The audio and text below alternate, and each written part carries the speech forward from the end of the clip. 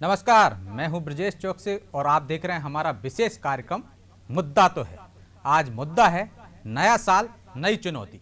जी हां, मध्य प्रदेश का 2021 का साल बीत गया पूरे देश में। ओबीसी आरक्षण, कोरोना की महामारी, इन तमाम चुनौतियों से सरकार ने जूझी। लेकिन अब नए साल में नई चुनौतियां सरकार के सामने हैं, विपक्ष के सामने। एक तो पंचायत चुनाव होने जा रहे हैं, दूसरा ओबीसी आरक्षण पर जो घमासान मचा है उसमें सरकार को कोर्ट के माध्यम से राह तलाशनी है। 27% आरक्षण कैसे दिया जा सकता है? साथ ही कोरोना की तीसरी लहर भी चुनौती के रूप में सामने आ रही है, तो इससे भी सरकार को निपटना है। और विपक्ष के सामने जिस तरह से हमने देखा कि 2021 में सदन के अंदर विपक्ष ने मजबूती से सरकार का मुकाबला किया, घेरने की पूरी कोशिश की, लेकिन सड़क पर भले ही नजर ना आई हो। लेकिन अब 2022 में चूंकि पंचायत चुनाव भी होने जा रहे हैं और इसके बाद लोकसभा विधानसभा चुनाव हैं, 2023 में विधानसभा चुनाव होंगे, 2024 में लोकसभा चुनाव होंगे, तो विपक्ष को भी अपनी नई रणनीति के साथ सड़क पर उतरना होगा। ओबीसी, आदिवासी तमाम वर्गों को साध कर सरकार को घेरना होगा और विपक्ष उसकी रणनीति बनाता भी दिख रहा है। लेकिन चुनौतियां दोनों के पास हैं। एक तो नए साल में होने वाले पंचायत चुनाव में दोनों को साबित करना है, भाजपा को यह साबित करना है कि सरकार के विरोधी लहर नहीं है, सरकार अच्छे से काम कर रही है और जनता में विश्वास बरकरार है। विपक्ष को साबित करना है कि सरकार के खिलाफ एंटी इनकम्बेंसी है और किन मुद्दों पर सरकार को घेरना है, उसके साथ ही जनता में उन मुद्दों को लेकर जाना है और जनता के गुस्से को भड़काना है। तो नया साल नए चुनौतियों में चर्चा शुरू करेंगे। इससे पहले देखिए हमारी रिपोर्ट।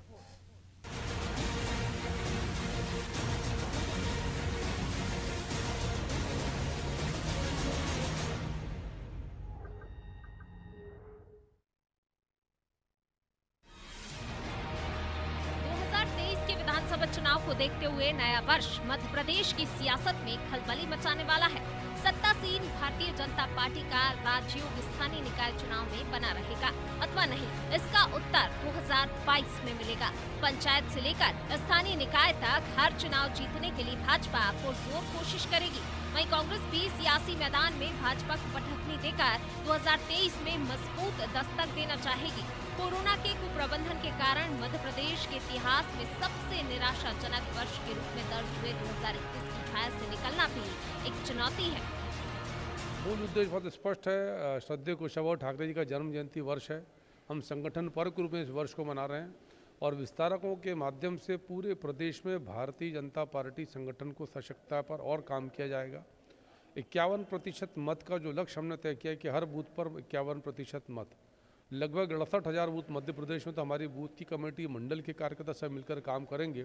और भारतीय जनता पार्टी सरकार की माननीय मुख्यमंत्री शिवराज जी के नेतृत्व में ढेर सारी ऐसी योजनाएं हैं जिनके आधार पर हम आश्वस्त हैं कि 51% का जो लक्ष्य प्रत्येक बूथ पर भारतीय जनता पार्टी प्राप्त करेगी। पंचायत चुनाव रद्द होने के बाद शिवराज सरकार ने फिर से कमलनाथ सरकार का परिसीमन रद्द कर दिया है। विधानसभा वार ओबीसी मतदाताओं और जनप्रतिनिधियों की रिपोर्ट भी तलब की है ताकि सुप्रीम कोर्ट में मजबूती से पक्ष रख सके। लेकिन इसका सियासी फायदा कितना मिलेगा, यह 4-5 माह बाद स्थानीय निकायों और पंचायत के चुनावी परिणाम बताएंगे। फिलहाल तो पंचायत चुनाव रद्द होने से ग्रामीण क्षेत्रों में जनप्रतिनिधि हताश हैं। उम्मीदवारों ने भारी भरकम चुनावी खर्च किए थे, उन्हें मायूसी हाथ लगी। सरकार को इस मायूसी को खत्म करते हुए चुनाव जीतना है। वहीं कांग्रेस के लिए ओबीसी आरक्षण को लेकर हुई उठापटक से लाभ लेने का स्वर्णिम अवसर है, लेकिन साथ ही संगठन को मजबूत बनाए रखने की भी चुनौती है।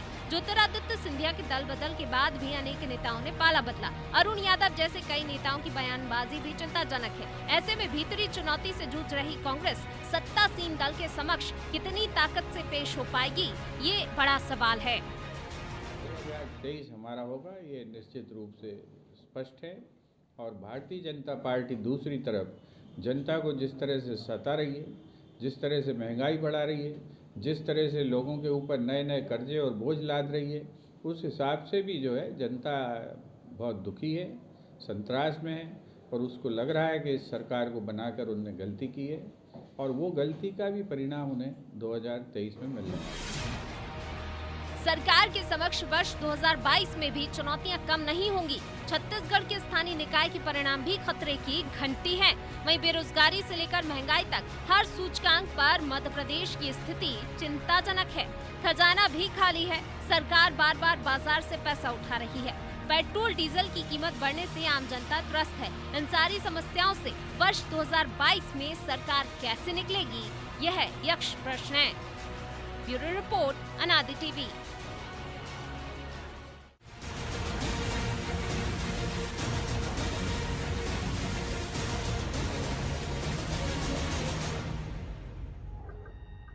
तो नया साल नई चुनौती में चर्चा के लिए हमारे साथ जुड़ रहे हैं ब्रजगोपाल लोया, बीजेपी के नेता हैं, और नीलाभ शुक्ला, कांग्रेस प्रवक्ता, खिलावन चंद्राकर, वरिष्ठ पत्रकार। तीनों मेहमानों का बहुत बहुत स्वागत है। नीलाभ जी, चुनौतियां बड़ी हैं। 2021 में हमने देखा कि सदन में कांग्रेस ने अच्छे से घेराबंदी की। पहली बार हमको लगा कि विपक्ष मजबूत है और सरकार को घेर सकती है। नए साल में आपके लिए क्या चुनौतियां हैं और कैसे सरकार का घेराबंदी करेंगे आप?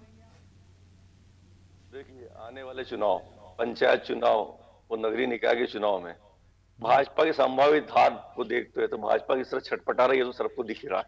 ठीक है, अब देखिए, हम तो हमारी पूरी मजबूती के साथ, पूरी तैयारी के साथ और मुद्दों के साथ कांग्रेस चुनाव के मैदान में जाएगी। ब्लॉक स्तर पर, बूथ स्तर पर, जिला स्तर पर हमारे कार्यकर्ता काम करेंगे। तो जनता को भाजपा सरकार की विफलता, देखो कुछ मुद्दे ऐसे हैं जो राष्ट्रीय मुद्दे हैं, प्रादेशिक मुद्दे हैं, लेकिन वो मुद्दे भी मतदाता पे बड़ा प्रभाव डालते हैं। किसान की ऋण का मामला हो, खाद की कमी हो, बिजली का मामला हो, महंगाई हो। किसान के कर्ज माफी का मामला है तो उसमें तो आपकी सरकार और उल्टी घिरती नजर आती है, क्योंकि आपने माफ नहीं कर पाए थे। नहीं, हमारे पास तो सबूत, हम तो सदन में इनके मंत्री बोल चुके, हमने कर्जा माफ किया। इनके कृषि मंत्री बोल चुके, मुख्यमंत्री खुद स्वीकार कर चुके हैं कि हमने कर्जा माफ किया। तो विषय ही नहीं विवाद किसी उस मुद्दे का। हम तो इन मुद्दों पर बैठेंगे, ये मुद्दे बड़ा प्रभाव डालेंगे। सबसे बड़ी बात ये बताएं आपको, कुछ मुद्दे ऐसे हैं कोरोना को लेकर, एक आक्रोश है जनता के अंदर, वो भी मतदाता पर बड़ा प्रभाव डालेगा। भारतीय जनता पार्टी छटपटाहट तो सामने दिख ही रही है। आदिवासियों को लुभाने को, भ्रमित करने के लिए उन्होंने कार्यक्रम रखा जो पूरी तरह विफल हो गया। आदिवासी इनके चाल चरित्र को बहुत अच्छे से जानते हैं, वहां से भी हार गए। ओबीसी आरक्षण को लेकर इनका दोहरा चरित्र भी आज सबके सामने आ चुका है। कुल मिला के हालत ये संगठन और निगम की बात हम करें। आपको नहीं लगता कि इनमें से ज्यादातर मुद्दे आप आजमा चुके हो? 28 उपचुनाव में आजमा चुके हो, 4 उपचुनाव में आजमा चुके हो, और कहीं कारगर नहीं रहे, तो आगे वही मुद्दे काम करेंगे या उनमें नई धार देने के लिए कुछ नई रणनीति बनाओगे, जिस तरह से आपने पोल खोलो अभियान की शुरुआत की है? हमारा वोटिंग परसेंटेज बढ़ा है जी। और देखिए, अब भाजपा की सब एक बड़ी बात बताओ, इनके संगठन की स्थिति भी ऐसी है कि इनने संगठन में और निगम मंडलों में सिंधिया के लोगों को रेवड़ी की तरह पद बांट दी है। कार्यकर्ताओं में इनका संगठन अंदर अंदर बिखर चुका है, टूट चुका है। ये इनकी स्थिति ये है। और आने वाले नगरीय निकाय और पंचायत, आपको बस ये उम्मीद है नीलाभ जी कि इनमें जो गुटबाजी दिख रही है उसका फायदा आपको मिलेगा? पहले ही कहा कि हम बिना मुद्दे के, हम मुद्दों को लेकर चुनाव लड़ेंगे। हमने पहले शब्द ही मेरा ये था, हम भ्रमित करने वाले मुद्दों पर, जनता की मूल समस्याओं को लेकर, मुख्य मुद्दों को लेकर ही चुनाव कांग्रेस की परंपरा रही, लड़ते आई है। तो भ्रमित करने वाले या धार्मिक आडंबर वाले या गुमराह करने वाले मुद्दे हम नहीं कर रहे, या वोट बैंक किसी को नहीं बनाते। ये भाजपा की हथकंडे, हमारे हथकंडे, हम मुद्दों पर चुनाव लड़ेंगे। इनकी असलियत बता रहा हूँ, हकीकत क्या है कि जिनका पद जो रेवड़ी की तरह बांटे गए, इनके सिर फुटा हुआ दोनों चुनाव में फिर सामने आएगी। तो कांग्रेस पूरी तैयारी के साथ, पूरी मजबूती के साथ बूथ स्तर पर, ब्लॉक स्तर पर, जिला स्तर पर चुनाव लड़ेगी। लोया जी, कांग्रेस का पूरी तैयारी कर ली है कांग्रेस ने, और कल ही प्रेस कॉन्फ्रेंस की थी और कहा था कि पोल खोल अभियान चलाएगी, रणनीति बनाएगी, आपकी पोल खोलने के लिए सड़क पर उतरने वाली है। दूसरा, उनको उम्मीद है कि जो सिंधिया जी के लोगों को आपने रेवड़ी की तरह पद बांटे हैं, तो इससे आपके अंदर संगठन में भी उठापटक होगी, उसका फायदा उनको मिलेगा। चुनौतियां तो आपके पास भी बहुत हैं, आपने इससे पहले चुनौतियों से जूझ लिया, लेकिन अब सरकार की आर्थिक स्थिति भी खराब है, माली हालत खराब है, उससे भी आपको जूझना है। उसके साथ साथ आपके पास समय कम है। इस साल नगरीय निकाय के चुनाव भी आपको कराना है, तो उसमें भी आपको सफलता दिखाना है, ताकि 2023 में आप विश्वास दिला सको लोगों को कि भरोसा है, और काम करके दिखाना है। तो आपके लिए क्या नई चुनौतियां हैं और कैसे कांग्रेस की रणनीति से मुकाबला करेंगे? देखिए, मैं आपको 2-3 बातें करूं। पहली बात तो यह है कि आपने जो शुरुआत में कहा कि नया साल, नई चुनौतियां, नई संभावनाएं, तो मेरा ये मानना है और भारतीय जनता पार्टी का भी निरंतर मानना है कि जो संगठन लगातार काम करता है, दिन रात जी काम करता है, जिस संगठन के पास बूथ से लेकर प्रदेश तक और केंद्र तक जहां कार्यकर्ताओं के बीच में संवाद की स्थिति रहती है, उनके बीच संपर्क निरंतर रहता है, तो हमें कोई बहुत पृथक से चुनाव की तैयारी नहीं करनी है। और दूसरी बात, भारतीय जनता पार्टी का प्रत्येक कार्यकर्ता हर चुनाव के लिए हर समय तैयार है। जी उसके लिए उसे कुछ अलग से नहीं करना है, क्योंकि हम भारतीय जनता पार्टी जो है वो कार्यकर्ता आधारित निरंतर राजनीतिक दल है। ये इस तरह का नहीं है कि बरसात होगी तब मेंढक निकलेंगे, उस तरह का हमारा कोई काम नहीं है। दूसरी बात, नीलाभ शुक्ला जी बात कर रही थी, मैं पूरी बात उनकी बहुत गौर से सुन रहा था कि जी आपने प्रश्न उनसे कांग्रेस की तैयारियों के विषय में पूछा था, जिस पर उन्होंने चर्चा ही नहीं की। कोई चर्चा नहीं है उसमें कि कमलनाथ जी ये 2-3 पदों पर हैं, वही बने रहेंगे, क्या उसमें परिवर्तन होगा या कोई नए लोगों को भी जोड़ने का कोई अभियान होगा। परंतु मेरा ये मानना है कि जहां तक भारतीय जनता पार्टी के दृष्टिकोण से मैं देखता हूं, तो ये बात बिल्कुल सही है कि हम नए नए काम करते हैं, नए नए प्रयोग करते हैं। और मध्य प्रदेश में जो जिसका संगठन भारत में सर्वश्रेष्ठ माना जाता है भारतीय जनता पार्टी के दृष्टिकोण से, उस राज्य में पंचायत चुनाव आएगा, नगरीय निकाय चुनाव आएगा और इन चुनावों में निश्चित हम विजय को प्राप्त करेंगे। और क्यों करेंगे मैं आपको बताता हूं। अभी जब जो ये चुनाव निरस्त हुए, उसमें केवल भारतीय जनता पार्टी का नहीं बल्कि कांग्रेस का छोटा कार्यकर्ता भी बेहद निराश हुआ कि उसको जो अवसर मिलता है, उसको जो मौका आता है पंचायत चुनाव के माध्यम से, किस तरह कांग्रेस ने बैकडोर से, टेबल के नीचे से किसी भी तरह उस चुनाव को रुकवाने के लिए एन केन प्रकारेण अपना एड़ी चोटी का जोर लगा लिया। और ये देखिए, एक बात आपको मानना पड़ेगी, ये सूचना क्रांति का युग है। इसमें हर व्यक्ति के पास हर सूचना है। आप उसको कुछ भी झूठ नहीं बोल सकते, झूठ तुरंत पकड़ा जाता है कि किस तरह कांग्रेस 5 बार हाईकोर्ट गई, किस तरह 2 बार सुप्रीम कोर्ट गई, किस तरह उसके लिए काम किया। परंतु मैं फिर से कहता हूं, भारतीय जनता पार्टी नई संभावनाएं, नई चुनौतियां दोनों के लिए तैयार रहती है। और निश्चित है कि नया सूरज हमारे स्वागत के लिए ही उगा है। और ये जो सूरज की रोशनी है, इसमें मध्य प्रदेश को आगे ले जाएंगे, आत्मनिर्भर बनाएंगे। और पंचायत और नगरीय निकाय के चुनावों के माध्यम से जो सत्ता के विकेंद्रीकरण का हमारा संकल्प है, उस संकल्प को भी पूरा करेंगे। सत्ता विकेंद्रीकृत होना चाहिए, व्यक्तियों के पास, एक व्यक्ति के पास ज्यादा अधिकार नहीं होना चाहिए। यही हमारे में और कांग्रेस पार्टी में फर्क भी है। ठीक है खिलावन जी, चुनौतियां दोनों के सामने हैं, कौन कितना मुकाबला कर पाता है और कौन विजय हो पाता है ये तो आने वाला समय बताएगा। लेकिन आपको क्या लगता है मध्य प्रदेश के सामने सबसे बड़ी चुनौतियां क्या हैं और कैसे इनसे निजात पाई जा सकती है? देखिए ब्रजेश जी, सबसे महत्वपूर्ण बात यही है, नगरीय निकाय के चुनाव और पंचायत। खिलावन जी, आपकी आवाज स्लो आ रही है।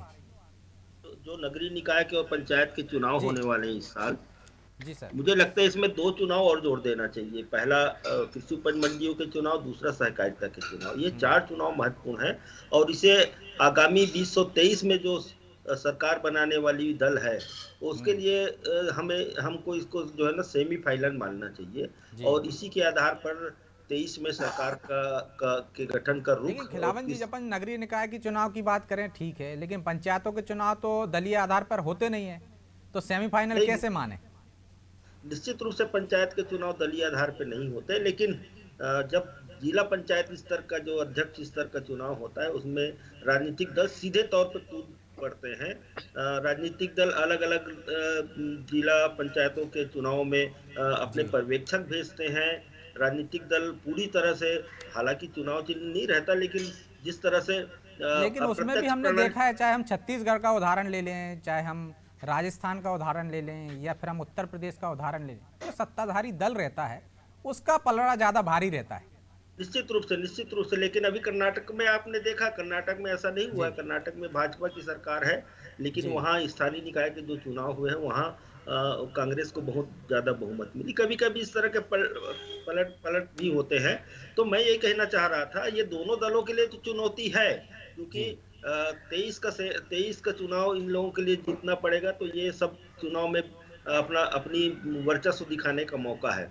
लेकिन सबसे बड़ी चुनौती वो जो है, वो राजनीतिक दलों को नहीं है, सरकार को है कि ये चुनाव कैसे कराए सरकार। अभी सुप्रीम कोर्ट ने जो वर्डिक्ट दिया है, जो निर्णय दिया है महाराष्ट्र के चुनाव के संदर्भ में और मध्य प्रदेश में उसको लागू किया। उसमें एक बात, एक लाइन आपने पढ़ा होगा कि सरकार से पूछा गया था, निर्वाचन आयोग से पूछा गया था कि पिछड़े वर्ग को आरक्षण का आधार क्या है, आरक्षण देने का आधार क्या है, कोई गणना है? तो ना तो राज्य सरकार के महाधिवक्ता ने वहां कोई अपना पक्ष प्रस्तुत कर पाया, ना चुनाव आयोग के अधिवक्ता ने वहां अपना तर्क प्रस्तुत किया। कुल मिला के यही है कि कोई आधार तो है नहीं, कोई गणना तो है नहीं। लेकिन अब आधार बनाने की कोशिश कर रही है ना मध्य प्रदेश सरकार ने। 7 तारीख तक सर्वे करने का कहा है, पंचायत सचिव से लेके पटवारी तक सर्वे करेंगे। इसके अलावा भी जो नया परिसीमन होगा उसमें भी इसकी व्यवस्था की गई है चुनाव के दौरान कि किस तरह से जो सामान्य सीटें थी वहां पिछड़े वर्ग के लोग जीते हैं। तो आंकड़े जुटा रही है सरकार। पहले गणना होगी, आंकड़े जुटाएगी सरकार, उसके बाद परिसीमन होगा, उसके बाद आरक्षण की प्रक्रिया शुरू की जाएगी। अर्थात सबसे बड़ी चुनौती, इन सब कामों को करने की चुनौती सरकार के पास मौजूद है। इस चुनौती से दो चार होना है सरकार को। तो मुझे लगता है कि इन दोनों चुनाव में और देर होगी। नवंबर दिसंबर अक्टूबर के लास्ट में, इस साल के लास्ट में ये चुनाव हो पाएंगे, ऐसा मुझे महसूस होता है, क्योंकि प्रक्रिया लंबी प्रक्रिया से गुजर के जाना है। तो खिलावन जी, यदि प्रक्रिया लंबी होती है तो इसका नुकसान किसको होगा? भाजपा कह रही कि कांग्रेस की वजह से ऐसे हालात बने हैं, तो लोगों में जो आक्रोश किसके प्रति होगा?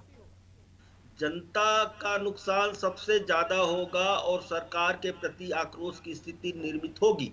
आज स्थानीय निकायों में पिछले 2 साल से प्रशासक जो है राजनीतिक व्यक्ति नहीं बल्कि अधिकारी प्रशासक बन के बैठे हैं, जो दूसरे कामों में, छोटे छोटे कामों में जो उनका मूल काम है उनके लिए तो अड़ंगेबाजी करते हैं। तो जब पानी, बिजली, सफाई जैसे जनहित के मुद्दों पर कितना अड़ंगा आता होगा, इस बात को आप और हम समझ सकते हैं चौकसीदी। इसलिए सीधे सीधे सरकार के ऊपर आती है ये बात कि सरकार चुनाव नहीं करा पा रही है। 2 साल से स्थिति है, पंचायतों में यही स्थिति। मंडी को 6 साल हो गए, 5.5 साल हो गए, 105 साल लगभग चुनाव हुए। तो मंडियों में हालत क्या है? आज हम किसानों की बात करते हैं, किसानों को बेहतर सुविधाएं देने की बात करते हैं, लेकिन मंडी अध्यक्ष मंडी के चुनाव नहीं करा पा रही है सरकार। पिछली सरकार ने नहीं करा पाई और ये सरकार भी वही के वही बैठी है। तो मुझे लगता है इन सब सहकारी संस्थाओं की स्थिति कितनी खराब है आप जानते हो। प्रशासक बैठे हुए हैं, किसी पंजीयक को जो है ठीक है, चूंकि आपने भी सवाल सरकार के खिलाफ ज्यादा एंटी इनकम्बेंसी होगी, नाराजगी होगी, सीधा सवाल लोया जी से ही कर लेते हैं। मैं आऊंगा नीलाभ जी आपके पास, क्योंकि खिलावन जी ने जो सवाल उठाए हैं वो जायज हैं कि सबसे ज्यादा यदि आप कह रहे हैं कि कांग्रेस की वजह से चुनाव टले, ठीक है, लेकिन लोगों में जो आक्रोश होगा काम नहीं होने की वजह से वो सरकार के खिलाफ होगा, उससे कैसे पार पाएंगे?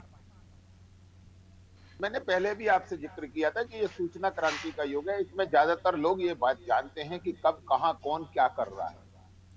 आपको याद होगा ये पंचायत के और स्थानीय निकाय के चुनाव कब ड्यू थे? ये चुनाव ड्यू थे नवंबर 2019। नवंबर 2019 में जो लोग चुनाव नहीं करा पाए और अपनी अक्षमता छुपाने के कारण नहीं कर पाए, तो ये जनता 20 में होना था चुनाव, पंचायत 20 में होना था। स्थानीय निकाय के चुनाव नवंबर 2019 में होना थे और जनवरी 2000 दोनों 20 में होने थे। नहीं, देखिए चंद्राकर जी, मैं आपको इसलिए बताऊं कि मैं उसमें कंटेस्टेंट था, तो मैं आपको स्पष्ट कर दूं इस बात को। 20 में पंचायत क्या होना थी? हाँ, 2014 के 2 दिसंबर को मध्य प्रदेश में स्थानीय निकाय की मतगणना होकर परिणाम जारी हो गए थे। तो महत्वपूर्ण यह है इसमें कि कब ड्यू थे और कौन चुनाव नहीं करा पाया, एक बात। उसके बाद देखिए कोविड के दौरान चुनाव संभव नहीं थे, तो चुनाव आयोग ने उसका निर्णय नहीं किया। फिर तीसरी बात, जब मध्य प्रदेश की सरकार ने चुनाव कराने का निर्णय लिया, आपकी बारी आएगी नीलाभ जी, निश्चित बताइए। मैं 1-2 बातें आपसे स्पष्ट कर दूं। न्यायालय और चुनाव आयोग ये संवैधानिक संस्थाएं हैं और इन संस्थाओं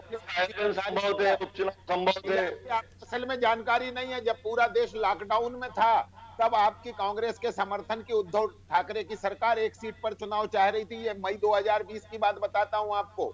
और इस बार जब पूरा देश लॉकडाउन में था तो आपकी वो नई भुआजी बनी है दीदी ममता बनर्जी, उनके लिए लॉकडाउन के दौरान में एक चुनाव के लिए उन्होंने चुनाव आयोग को हाँ कहा।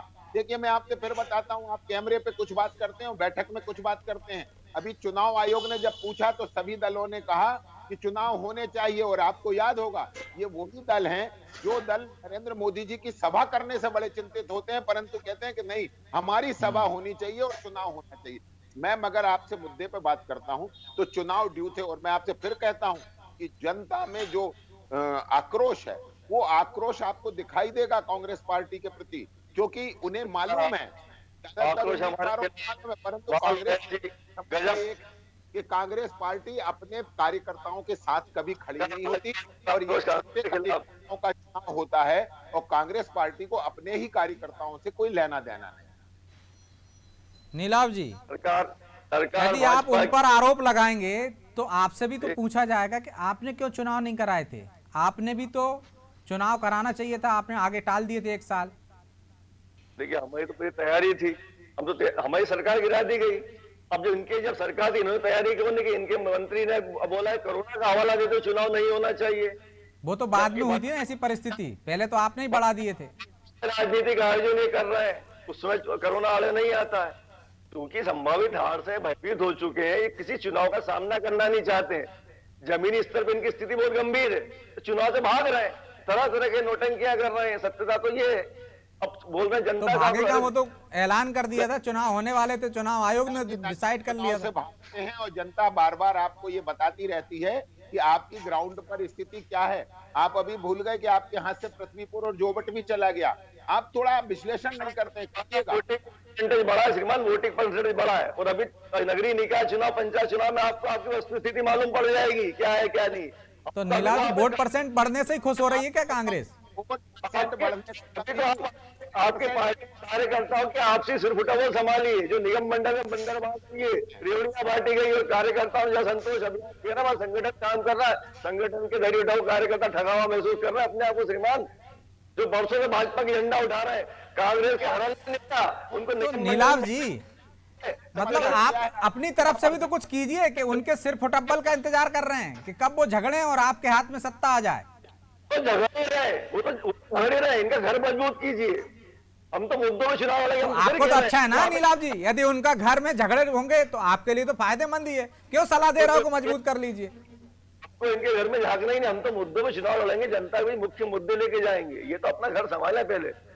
तो आपने कहा ना जिन जिन मुद्दों पे आप बात करेंगे, पलटवार भी तो हो रहा है कि यदि आप बात करेंगे कोरोना की तो वो कहेंगे कि आपने भ्रम फैलाया था, यदि आप बात करेंगे किसानों के दर्द की तो वो कहेंगे आपने कर्ज माफी नहीं की, अब आप पंचायत चुनाव की बात करेंगे तो वो कहेंगे कि साहब आपकी वजह से निरस्त हुए। हमारे कर्ज माफी के दस्तावेज मौजूद है, तो आपके मंत्री खुद ने बोल दिया, उस पर चर्चा करना ही नहीं चाहिए। आप तो आपके हमारा तो हर कार्यकर्ता ब्लॉक स्तर बूथ स्तर पर तैयार है चुनाव के लिए। चुनाव से तो आप भाग रहे हैं कि आपके घर की सिर्फ फोटो सामने दिख रही है। चलिए, चूंकि टाइम भी नहीं है इसलिए लोया जी कुछ कहना चाह रहे हैं, 30 सेकंड में अपनी बात कीजिए पूरी। बिल्कुल 30 सेकंड में अपनी बात कहता हूं। ये बार बार कर्ज माफी की बात करते हैं और मुझे बड़ा ताज्जुब होता है। पंजाब चुनाव के आने वाले हैं और वहां की चर्चा हो रही है। वह सरकार को पूरे 5 साल हो गए, आज तक कर्ज माफी नहीं हो पाई, और बार बार ये मध्य प्रदेश में कहते हैं सदन में सरकार कहा है कि कर्ज माफी हुई है, वो गलत कह रहे हैं। मुख्यमंत्री ने माना कि कर्ज माफी हुई है, पूरी तरह से डिनाई कौन कर रहा है? कुछ कर्ज माफी हुई है ना, लेकिन आपने 10 दिन में सब कर्ज माफी की बात की थी। होने थे और 5000 करोड़ के हुए हैं, और जो राजकुमार ये कहकर गए थे कि 10 दिन में। ठीक है, लगता है कि जिस तरह से बहस यहाँ करते हैं सड़क पर भी करेंगे तो नई चुनौतियां जो हैं सामने, उनका मुकाबला बेहतर तरीके से कांग्रेस भी कर पाएगी। बहरहाल अब समय इजाजत नहीं देता, इसलिए आप तीनों मेहमानों का बहुत बहुत शुक्रिया। तो चुनौतियां तो बहुत हैं, नए साल में नई चुनौतियां भी हैं, और इनसे जो पार पालेगा वो जीत जाएगा। जो विश्वास जागृत कर लेगा जनता के बीच में, उससे जनता अगले साल फिर अपने सिरमौर बना लेगी। लेकिन इन चुनौतियों से जूझोगे कब?